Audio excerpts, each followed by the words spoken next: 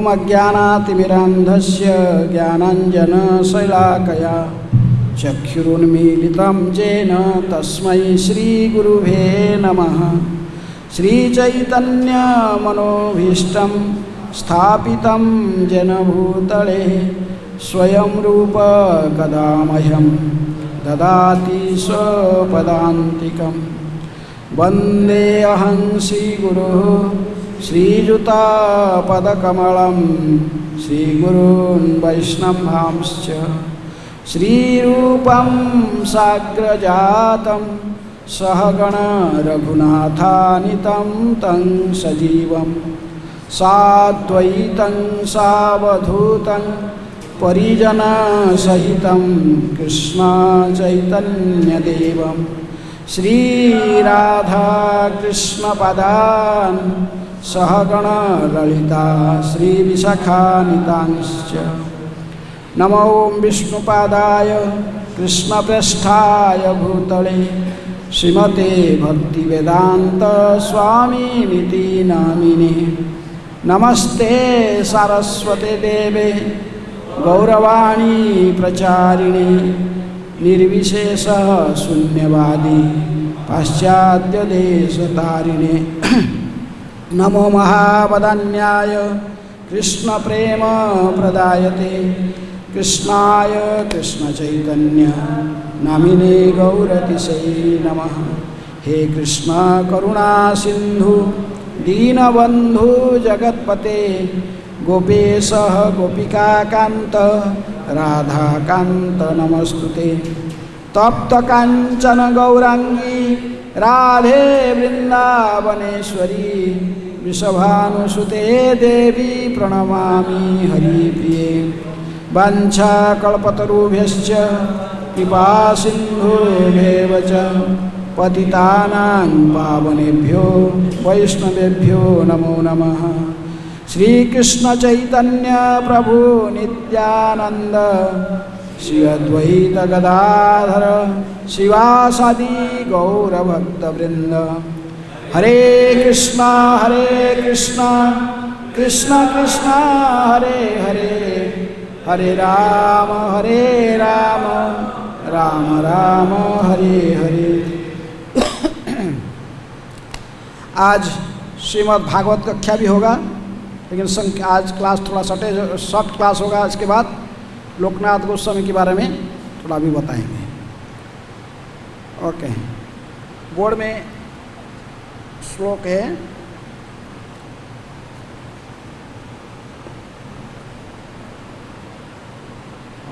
ओम नमो भगवते वासुदेवाय।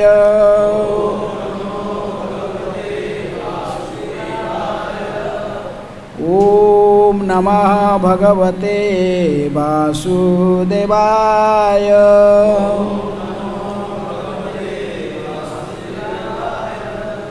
ओम नमः भगवते वासुदेवाय।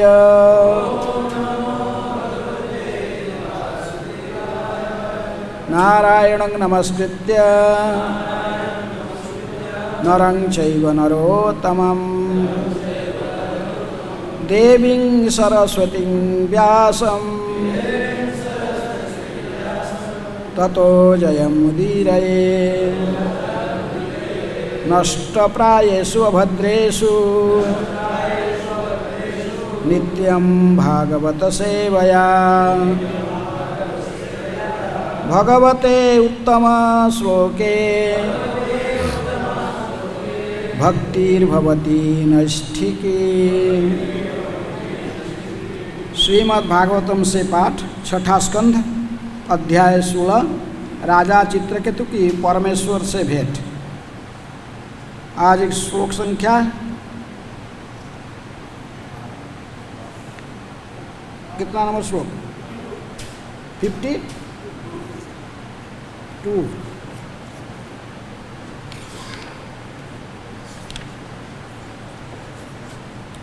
52 नंबर श्लोक। लोके विततम आत्मानं लोकं च आत्मनि संततम् उभयं च मया व्याप्तं मयि चैव उभयं कृतं। शब्दार्थ: लोके, इस भौतिक जगत में, विततम, विस्तीर्ण, भौतिक सुख के प्रसंग में, आत्मानं, जीवात्मा, लोकम, भौतिक जगत, च, भी, आत्मनि, जीवात्मा में, संततम, विस्तृत, उभयम, दोनों, भौतिक जगत तथा जीवात्मा,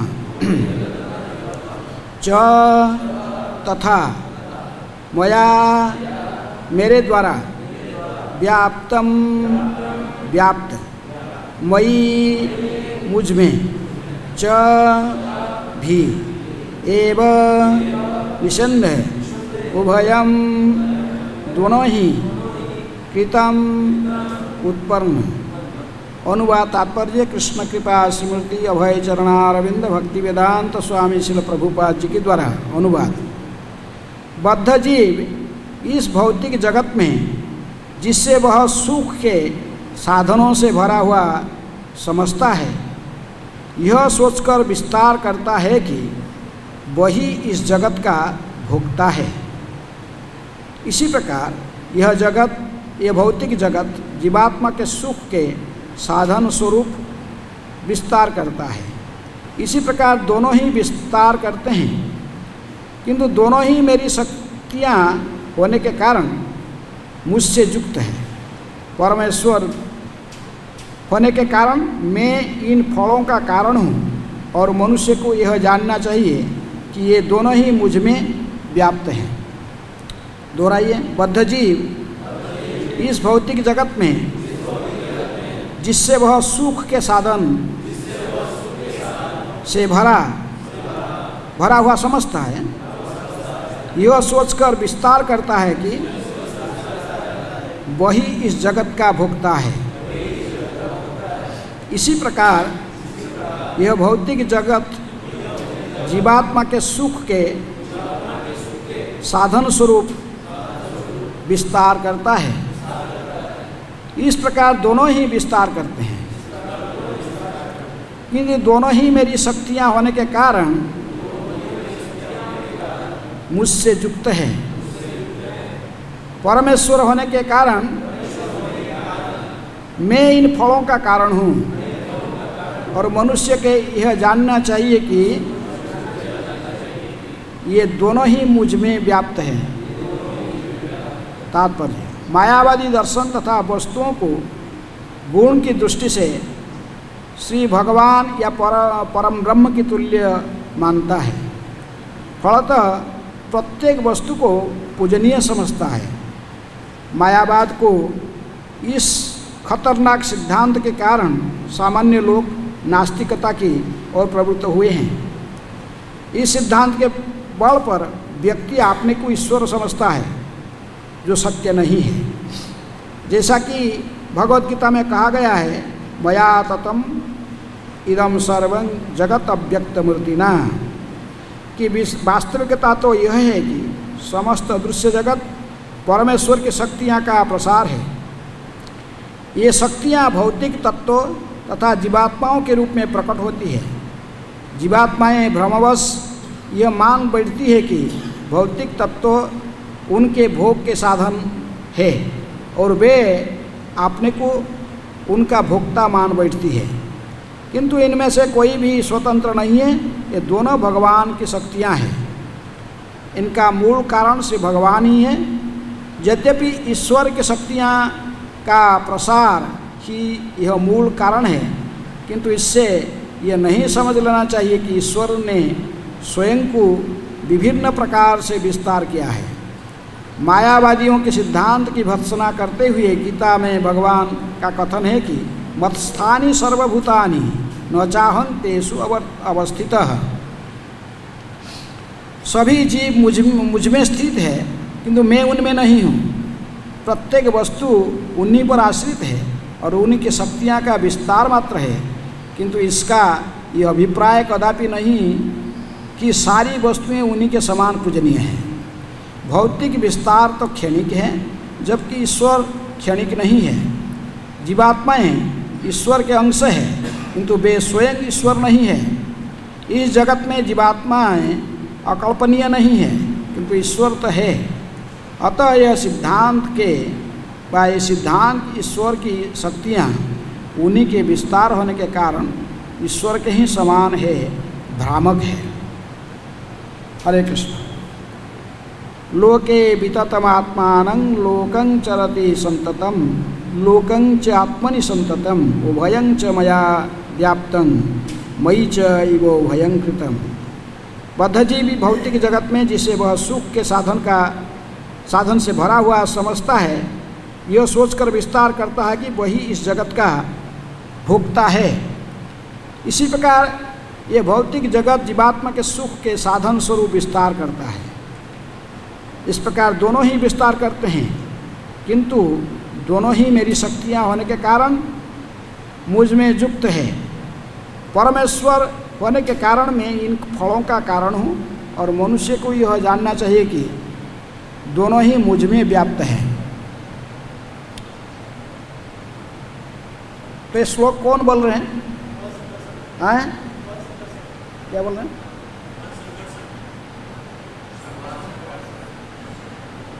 ये श्लोक स्वयं पिछले श्लोक से प्रारंभ हुई है। भगवान कह रहे हैं। कौन भगवान? अनंत भगवान। महाराज चित्रकेतु जो कि पार्वती द्वारा अभिशप्त होकर वृत्रासुर के रूप में प्रकट हुए थे। वृत्रासुर की कहानी पहले वर्णन हो चुका है। तो उसी प्रसंग में वृत्रासुर किस प्रकार इन्हें महान भक्ति, क्योंकि राक्षस के शरीर में रहकर भी भगवान की महान भक्ति करता था, ऐसे कि इंद्र से भी महान भक्त था। इंद्र भी आश्चर्यचकित हो जाता था। राक्षस तो मैं बहुत देखा हूँ, लेकिन ये राक्षस को इतनी भगवान विष्णु की शुद्ध भक्ति कहाँ से मिला? राक्षस लोग कोई भगवान की भक्ति नहीं करते हैं, साधारणतः सब शंकर का या देवी का भक्ति करते हैं। इनका अंदर भौतिक इच्छाएँ भरे रहता है। लेकिन वृत्रासुर की अनन्य भक्ति देखकर, तभी इनकी भक्ति के बारे में श्रवण करके ही परीक्षित महाराज बड़े आश्चर्यचकित हो गए। तो उन्होंने पूछे कि ये वृत्रासुर कैसे इतनी राक्षस कुल में जन्म होकर इतनी महान भक्ति कैसे किया? इसी प्रसंग में उन्हें वृत्रासुर के पूर्व जन्म की वृत्तांत कहते हुए महाराज चित्रकेतु के इतिहास को वर्णन करते हैं कि वृत्रासुर पूर्व जन्म में महाराज चित्रकेतु के रूप में थे। और उसी प्रसंग में वर्णन करते कि महाराज चित्रकेतु किस प्रकार भगवान अनंत को प्रसन्न करने के लिए कठोर तपस्या किए। उसमें की तपस्या में व उनकी भक्ति में प्रसन्न होकर भगवान अनंत देव इनको साक्षात दर्शन भी प्रदान किए हैं। बोले पिछले वर्णन हो चुका है। तो भगवान अनंत की स्तुति करने जब भगवान अनंत उनके सामने प्रकट हुए, तभी महाराज चित्रकेतु उनको बहुत सुंदर स्तुतियाँ वर्णन किए। और इस स्तुति को श्रवण करके भगवान बड़े प्रसन्न हुए।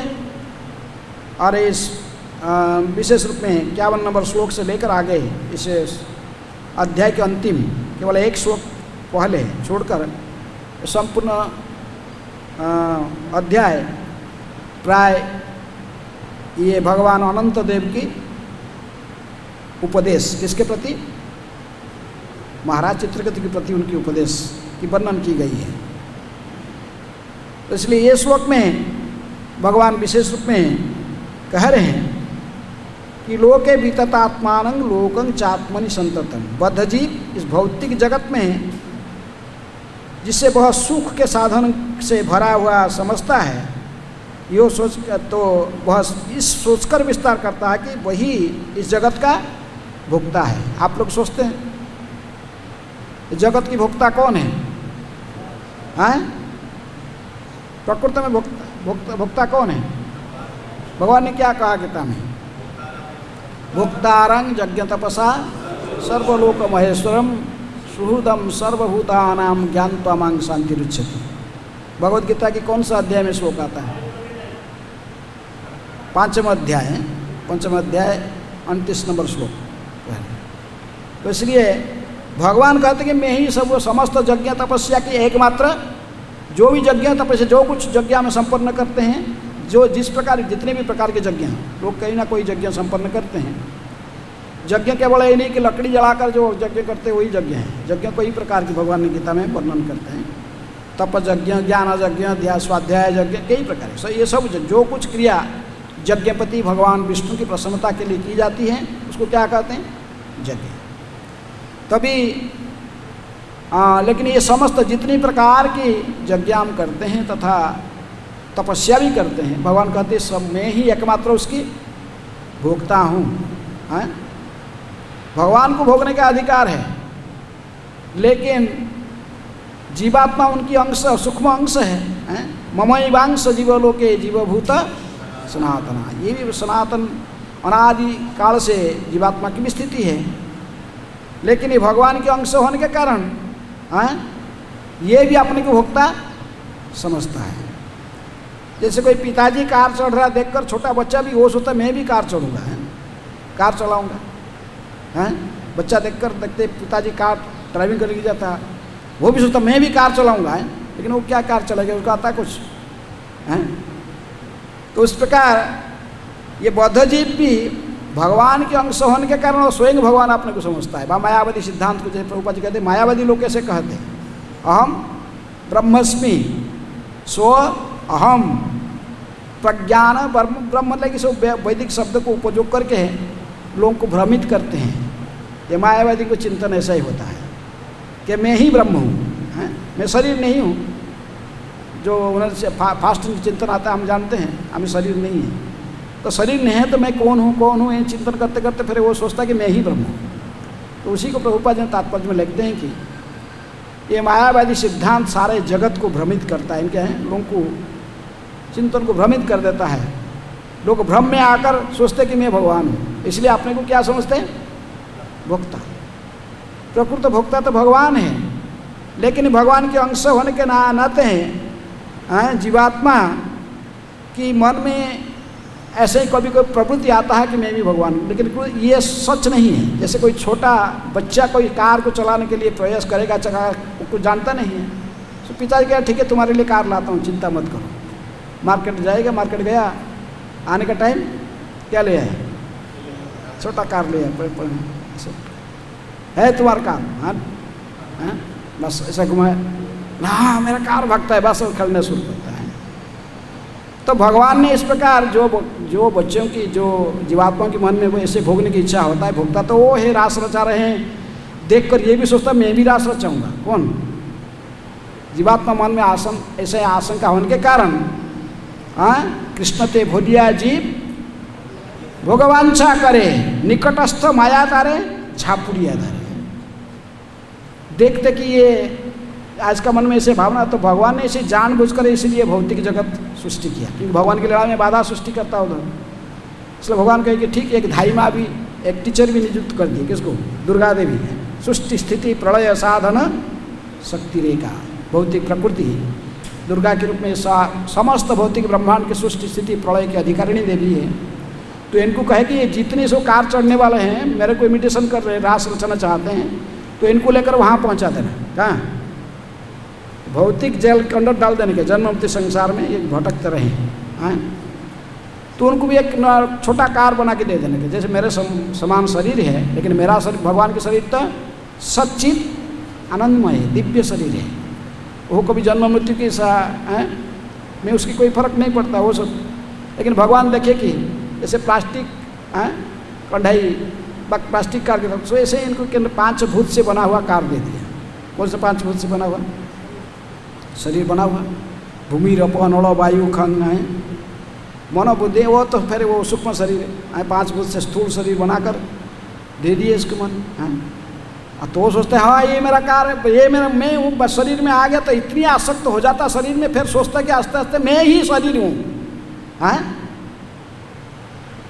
लेकिन एक दिन ये शरीर नष्ट जातस्य ही भगवान कहे कि एक ही सत्य, और कोई सत्य है कि नहीं, लेकिन एक सत्य तो निश्चित है। क्या है? जातस्य ही ध्रुव मृत्यु।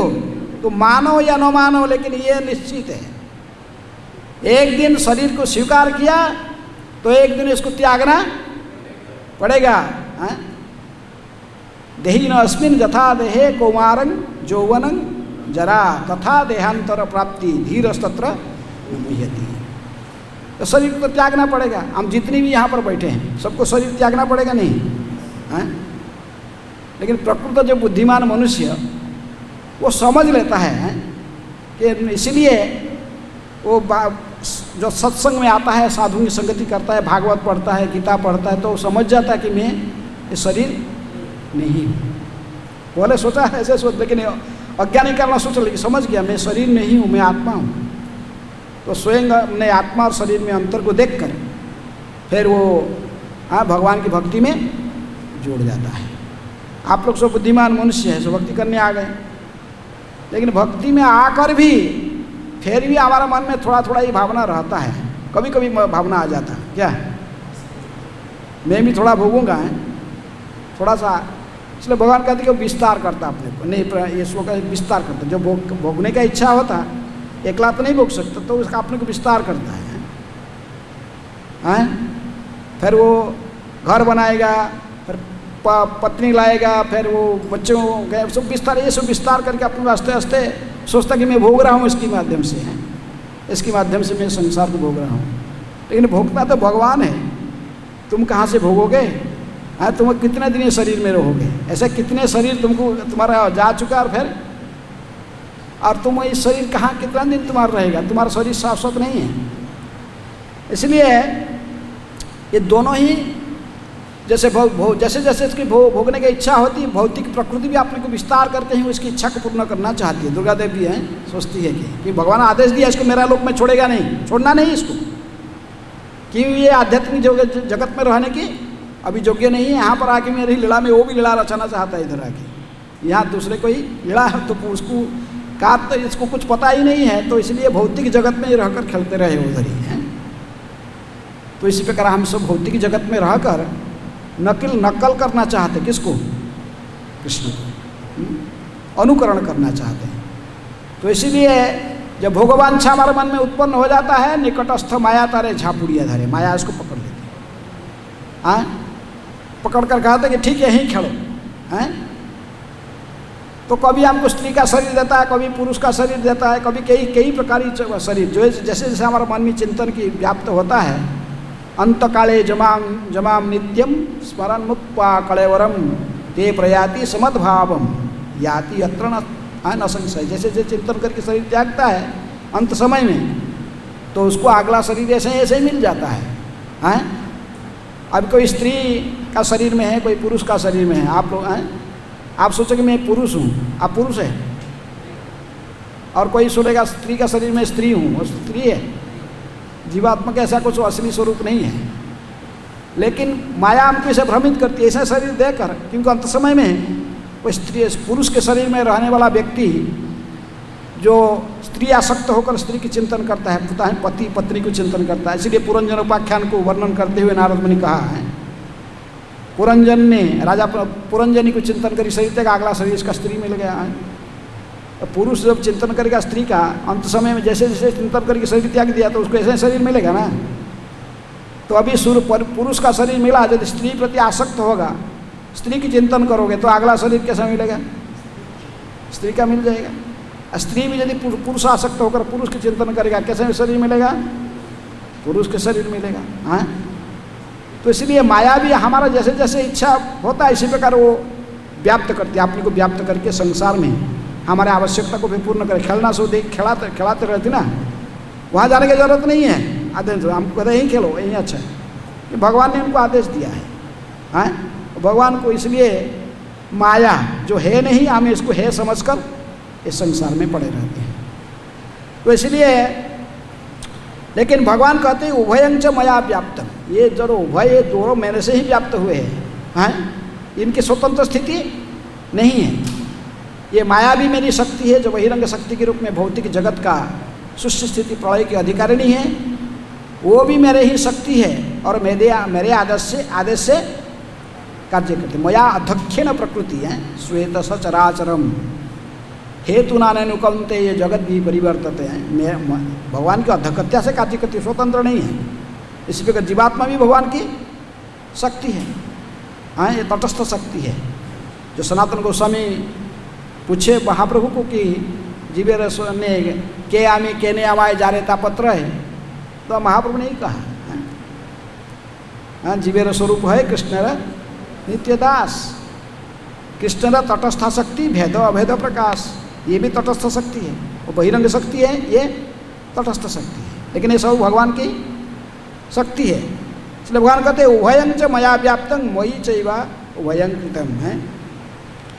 ये दोनों ही किंतु दोनों ही मेरी शक्तियाँ होने के कारण मुझसे युक्त है। परमेश्वर होने के कारण मैं इन फलों का कारण हूँ। और मनुष्य को यह जानना चाहिए कि ये दोनों ही भगवान से ही व्याप्त है, बहिरंग शक्ति भी और जीवात्मा स्वयं भी। इसलिए जीवात्मा के असली कल्याण कब होगा? जब वह भगवान का ही चरण में शरणागत होकर अपनी स्थिति को समझेगा कि भगवान की मैं नित्यदास हूँ। इस प्रकार भगवान के सेवा में संयुक्त हो जाने से भगवान की चिंतन करके शरीर त्यागेगा, तभी फिर ये भोग माया शरीर नहीं मिलेगा।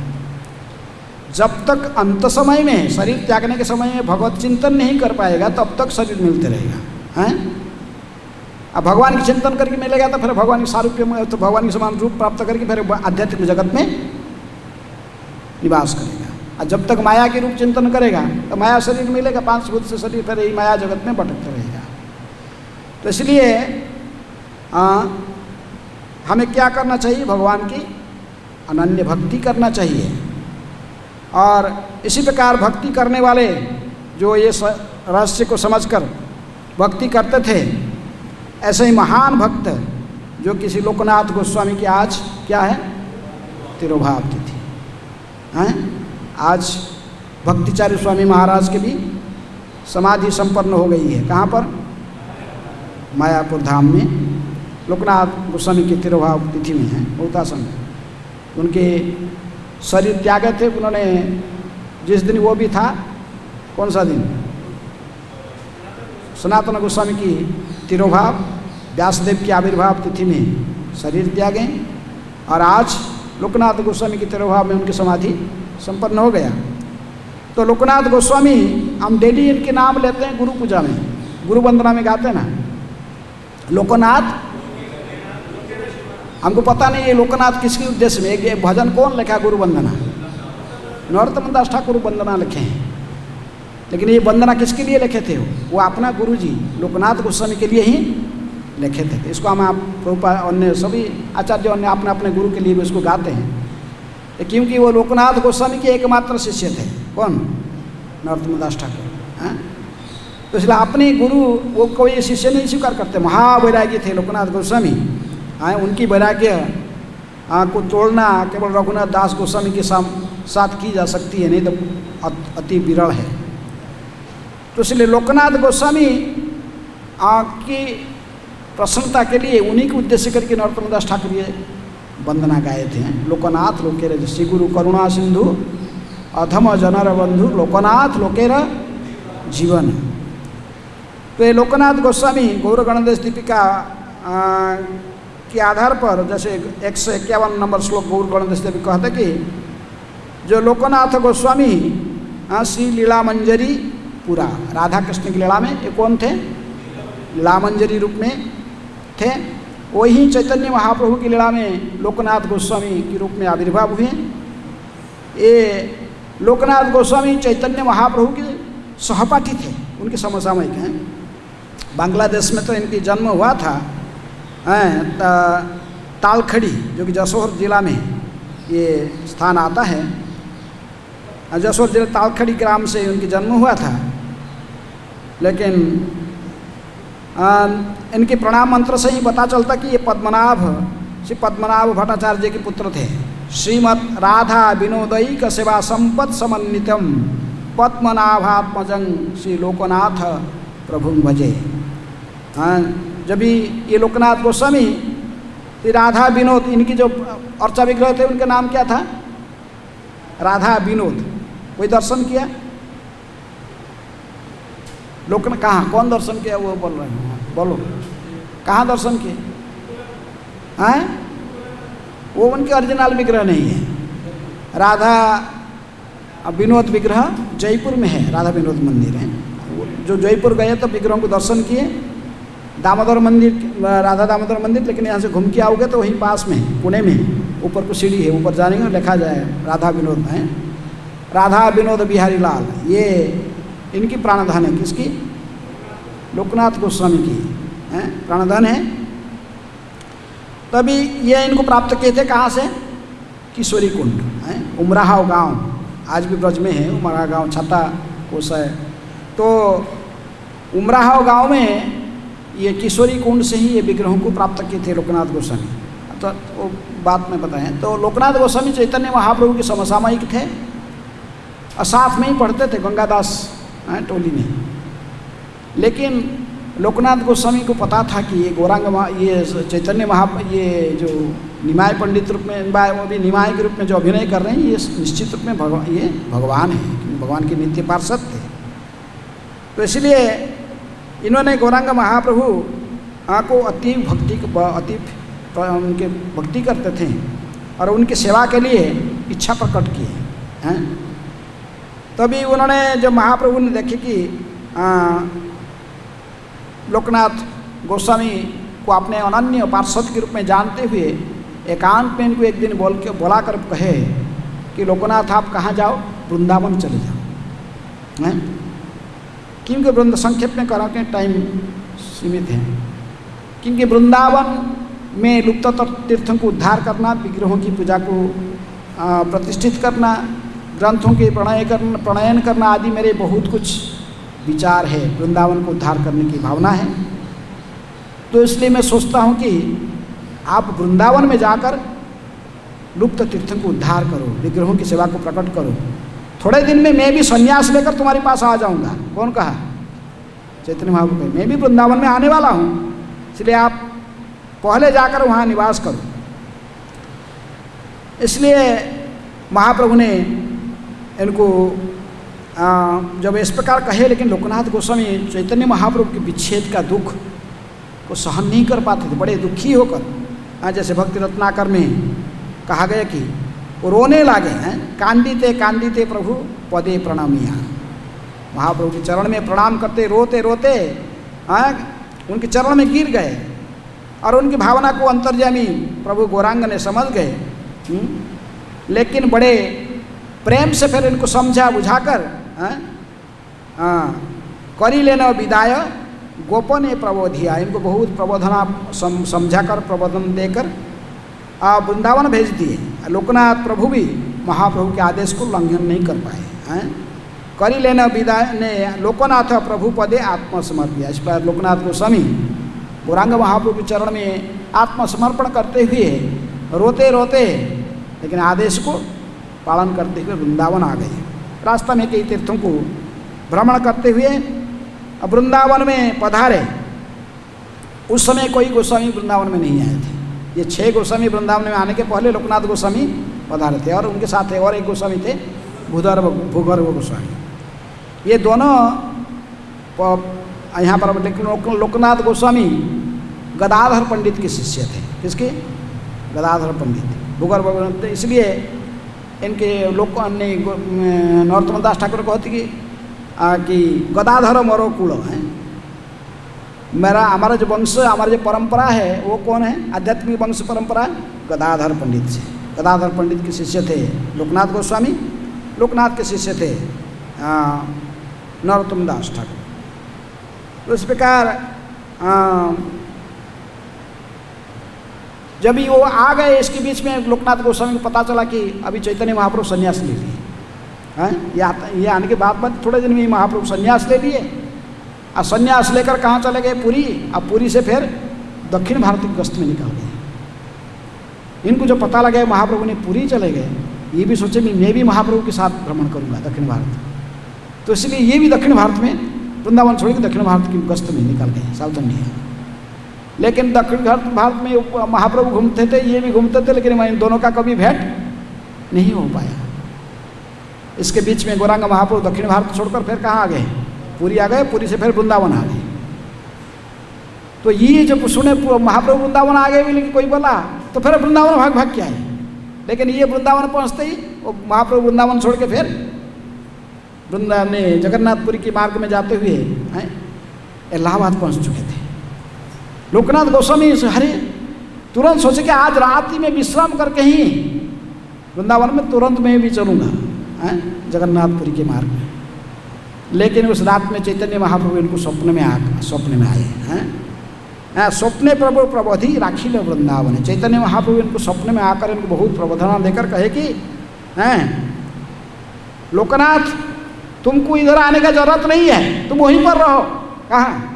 तुमको मैं आदेश दिया वृंदावन में रहकर जो काम करना, मैं फिर आऊँगा दो तुम्हारे और कभी आऊँगा भविष्य में, तुम वो भी यहाँ आने का जरूरत नहीं है।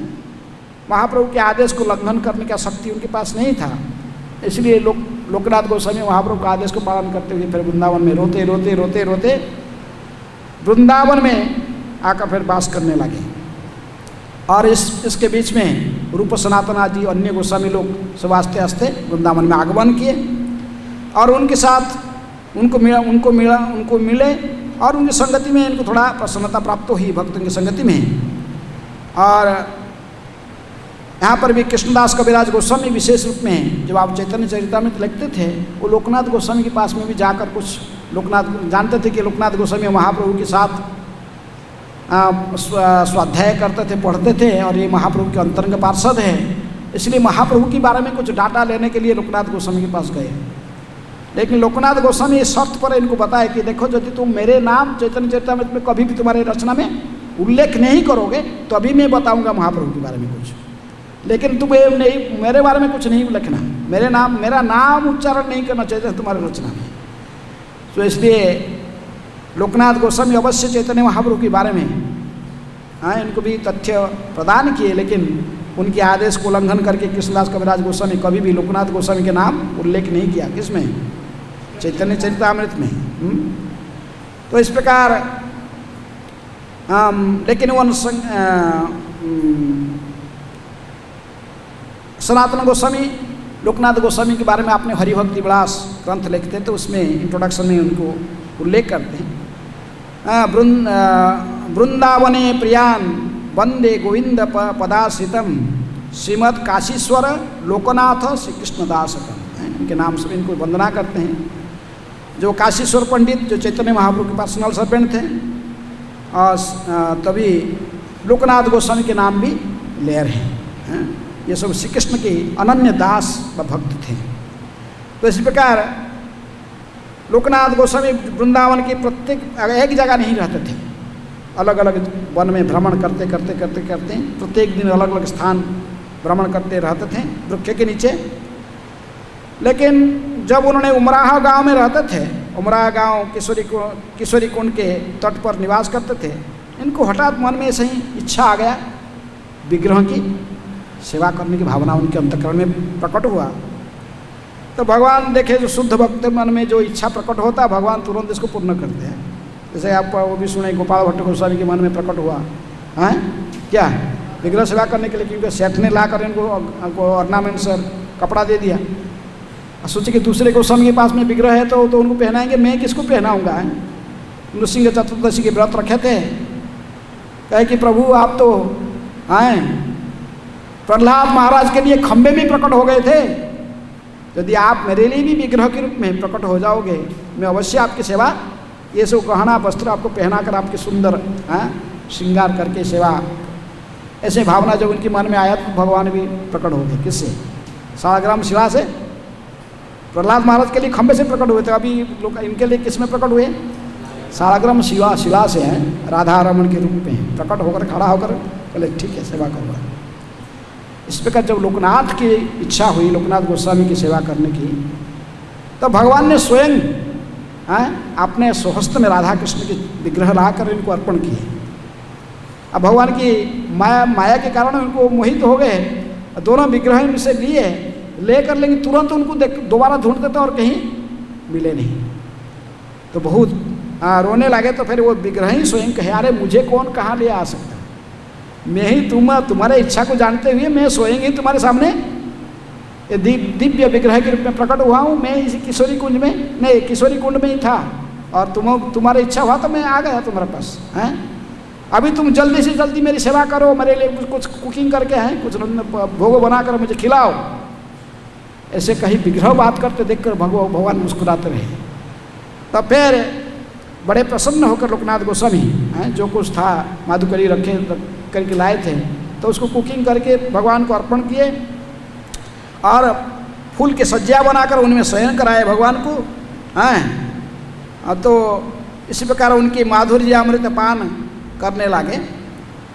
तो राधा तो लेकिन इनके गांव वाला बोले कि बाबा तुम्हारे पास में आयुष कितने सुंदर है, राधा रानी है और तुम्हारे विग्रह के नाम क्या है? तो उन्होंने कहा कि ये विनोद जी है, राधा विनोद है। कौन नाम दिया? लोकनाथ गोस्वामी इनको राधा विनोद को करने लगे। तो कहे कि ब्रजवासी लोग कहे कि बाबा हम तुम्हारे लिए मंदिर बना देते हैं, छोटा सा झुपड़ी होगी, तो हमारे पास इतनी धन नहीं है, लेकिन तुम्हारा के लिए तुम्हारे विग्रह के लिए बना देते हैं। लेकिन लोकनाथ गोस्वामी राजी नहीं हुए, महाउत्कट बैरागी थे, फिर मेरे मोह लग गया हो जाएगी एक जगह पर। लेकिन वो अपने एक झूली बना लिए हैं, झूली बनाकर विग्रह को झूली में रखे और गला में टांग देते हैं। ज़्यादा विग्रह बड़े नहीं हैं, राधा रमन से बड़ा थोड़ा और थोड़ा इनसे डबल साइज के होंगे, लेकिन वो जयपुर में जो लोग दर्शन किए तो विग्रहों को झूले में रखकर यदि कान में झूला कर जहाँ भी जाते थे विग्रहों के यहाँ हैं, हृदय में से दोनों बस झूले से ऐसे ही राधा कृष्ण के दर्शन हैं, सभी लोग दर्शन कर सकते थे जो भी जहाँ जाते थे। तो इनको झूले में कान में लेकर चलते थे हैं। तभी उन्होंने ऐसे ही भ्रमण कर करके कहीं भी रहते, लेकिन उम्र जो विग्रह हो गए तो फिर उनको क्या करेंगे, इनको फिर कभी कभी रखना पड़ता है। ज़्यादा से ज़्यादा ये उमराहा गांव में किशोरी कुंड में जो प्राप्त किए थे, लेकिन वो ज़्यादा समय लोकनाथ गोस्वामी खदीर वन में है।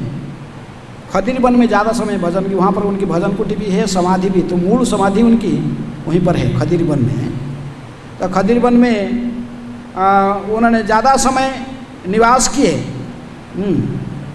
और वहीं पर जब रहते थे नरोत्तम दास ठाकुर उनको मिले कि नरोत्तम दास ठाकुर आकर भी उन्हीं को ही गुरु स्वीकार करना चाहते थे। किनको?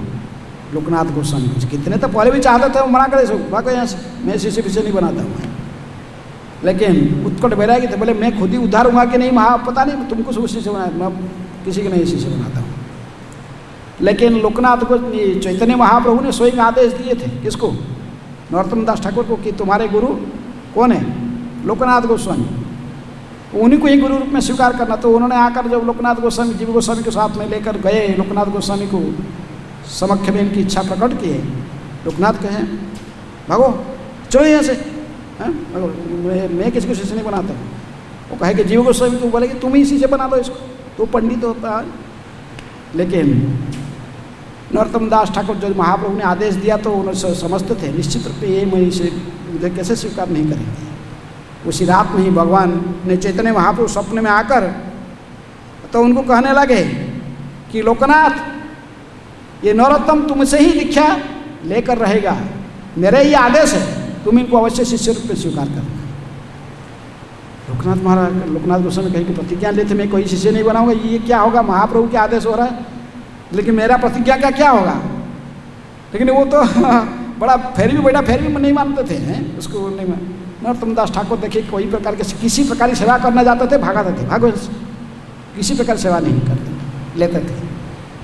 तो इसीलिए लोकनाथ गोस्वामी नरोत्तम दास ठाकुर क्या सोचे, कोई सेवा नहीं, तो देखे कि सुबह सुबह वो जा एक ही जंगल में किसी एक एरिया में जाते थे, मलमूत्र त्याग करने जाते थे। तो नरोत्तम दास ठाकुर जाकर पहले से ही वहाँ जगह में झाड़ी के नीचे छुप के रहते थे। जो लोकनाथ गोस्वामी मलमूत्र त्याग कर चले जाते थे, आकर सोहस्त में मलमूत्र को उठाए जो पर उठाकर दूसरे एक बकेट लेके आते थे, सब रखते थे और उस स्थान को झाड़ू बुहार करके गोबर पानी में उसके ऊपर परिष्कार करके उस स्थान को फिर चले जाते थे। लोकनाथ गोस्वामी हर दिन उसी एरिया में जाते थे। तो उनको सोचे कि प्रत्येक दिन कौन सा कोई ब्रजवासी कर कैसे कुछ, लेकिन ऐसे ही लगा कंटिन्यूस 1 महीना तक होने लगा। तो बोले कि कौन करता है इसको, एक दिन उन्होंने ऐसे निवृत्ति करने के बाद छुप गए हैं। लोकनाथ गोस्वामी हाथ झाड़ी के ऊपर छुप गए। जो वो झाड़ी में छुप के रहे, दूसरा झाड़ी से निकले ही कौन? नरोत्तम दास ठाकुर निकाल कर जब इसको परिष्कार करते, झाड़ू बहार में स्वहस्त में देखिए मलमूत्र को उठा के हैं और झाड़ू बहार करके गोबर पानी सींच कर वो स्थान को पवित्र कर रहे हैं और रो रहे हैं। गुरुदेव हैं, गुरुदेव की वंदना करके हैं रो। इनको देखकर नरोत्तम और उनका हृदय पूरा पिघल गया। किसके?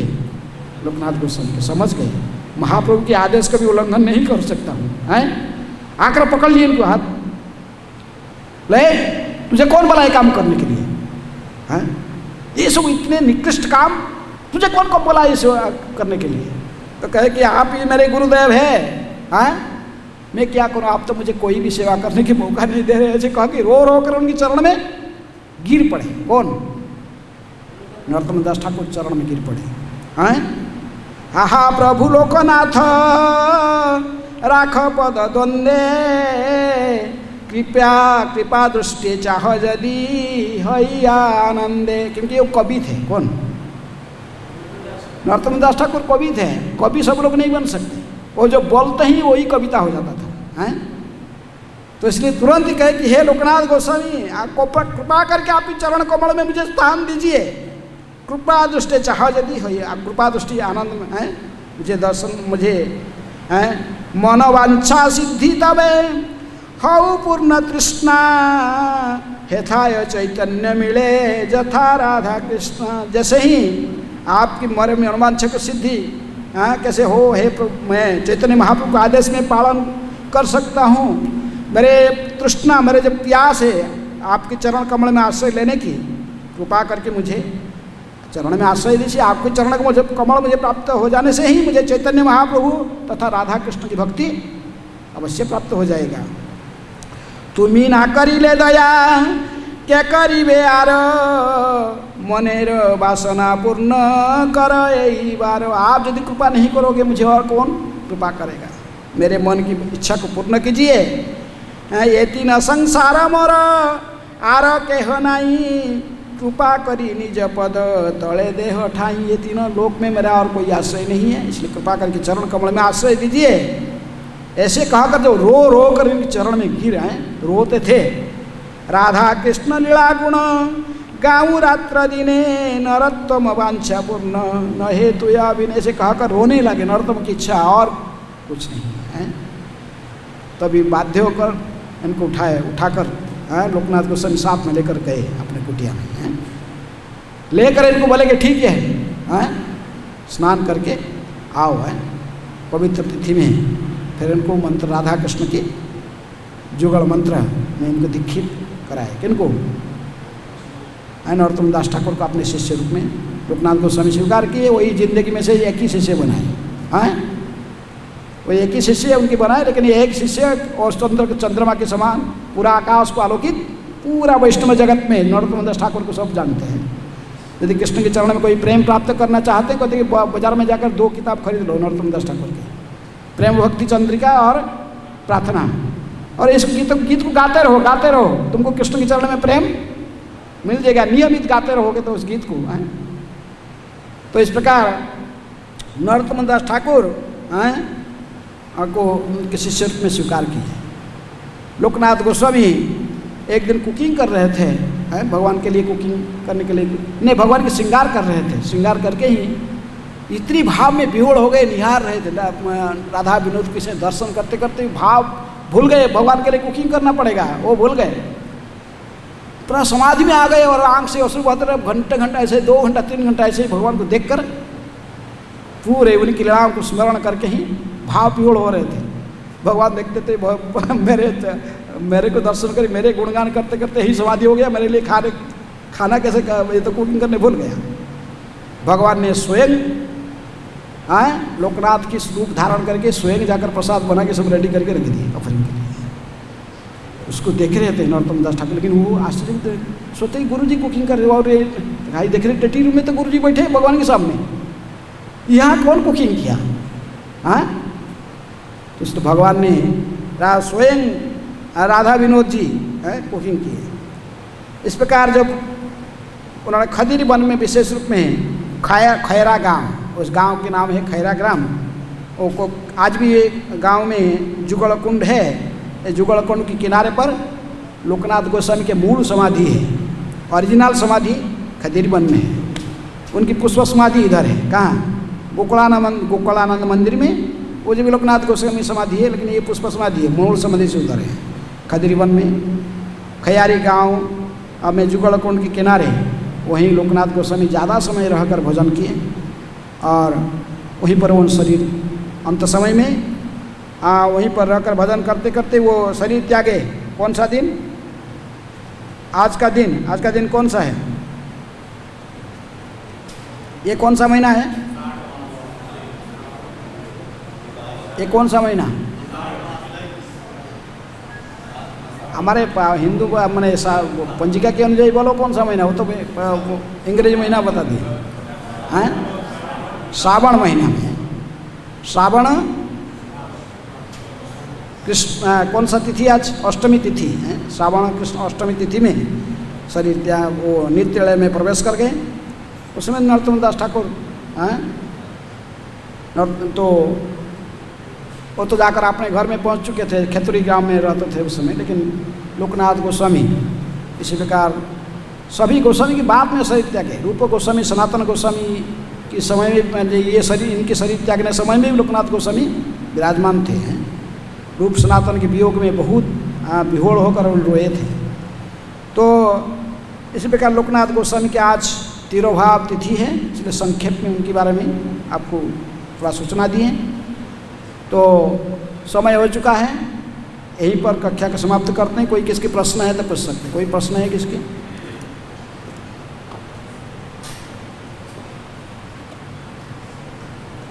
कोई प्रश्न है किसकी? लोकनाथ गोस्वामी तिरोभाव महामहोत्सव की जय। लोकनाथ गोस्वामी की जय। ग्रंथराज श्रीमद् भागवतम की जय। श्रील प्रभुपाद की जय।